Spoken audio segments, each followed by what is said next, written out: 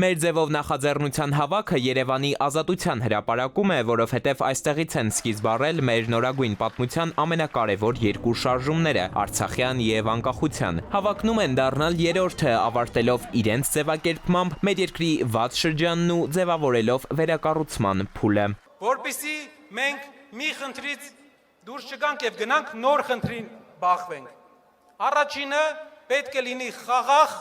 աշխատանք, կայուն երկիր։ Մենք երկրի ղեկավարները պետք է ամեն օր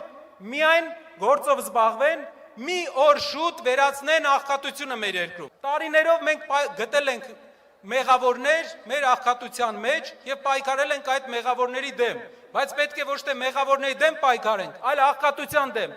Ամեն օր ամբողջ պետական համակարգը պետք է պայքարի, որպեսզի օր առաջ Հայաստանը 21-րդ դարում հաղթի աղքատությունը։ Երկարաժամկետ ծրագրերից անցում կարճաժամկետ պահանջներին հանրահավաքի մասնակիցները վանկարկում են Ազատություն ազգային բարերար Սամվել Կարապետյանին, ում կալանքի 112-րդ օրը դատարանը երկրորդ անգամ այս դեպքում մասնակի բավարարեց քննչականի միջնորդությունը, երկարաձգելով կալանավորման ժամկետը եւս 30 օր։ Հրապարակում վեր են պարզված նաեւ Հայ առաքելական Սուրբ եկեղեցու 3 թեմակալ առաջնորդների լուսանկարներով պաստառները, դարձյալ Ազատության պահանջով։ Առնվազն Կարապետյանի գործը փաստաբանական խմբից Արամ Վարդևանյանի համոզմամբ վերջում կարճվելու է, վստահ է իրավունքը կգերակայի։ Դատարանը գտել է, որ հիմնավոր կասկածը 3 դրվագներից միայն մեկով է հաստատվել, եւ դա հայտնի հարցազրույցի